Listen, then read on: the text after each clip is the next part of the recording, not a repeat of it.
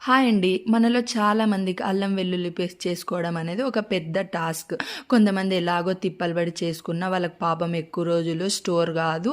అలాగే colour change అయ్యి చెడిపోతుంది. అలాంటి వాళ్ళ కోసమే నేను ఈ చిన్న టిప్స్‌తో అయితే అల్లం వెల్లుల్లి పేస్ట్ చేసి చూపిస్తాను.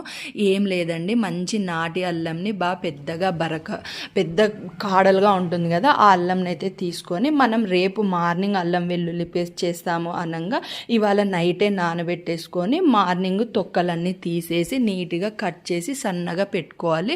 ఆ కట్ చేసిన అల్లంకి 1/2 కిలో అల్లంకి నేను ఇక్కడైతే 1 కిలో వెల్లుల్లి తీసుకుంటున్నాను.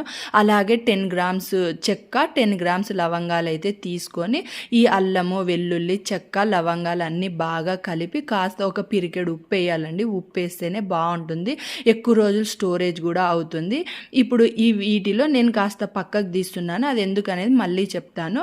ఇప్పుడు ఈ మిక్సర్ని మనం ఏదైతే కలుపుకున్నామో ఆ మిక్సర్ని మొత్తము నీట్గా పేస్ట్ లాగా చేసుకోవాలి. అంతే, ఫ్రెష్గా ఉండే అల్లం వెల్లుల్లి పేస్ట్ అయితే రెడీ అయిపోయింది. మీకు ఇది చాలా రోజులు 1 మంత్ పైనే స్టోర్ ఉంటుంది.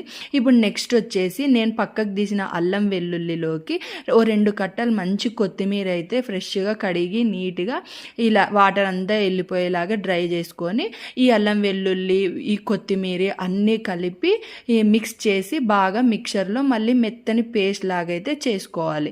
ఇది గ్రీన్ కలర్లో వస్తుంది. ఇది కూడా చాలా బాగుంటుంది బగారా రైస్లోకి, ఏదైనా గ్రీన్ చికెన్, గ్రీన్ కర్రీస్ చేయాలనుకునే వాళ్ళకి. అంతేనండి, ఇదిగోండి నేను ఇలా 2 టైప్స్ ఆఫ్ పేస్ట్లు అయితే చేసి పెట్టుకుంటాను. నాకు 1 మంత్ పైనే స్టోరేజ్ వస్తుంది. ఇది మీరు ఇలా ట్రై చేసి చూడండి, ఖచ్చితంగా చెడిపోదు. వీడియో నచ్చితే లైక్ చేయండి, షేర్ చేయండి, సబ్స్క్రైబ్ చేయండి.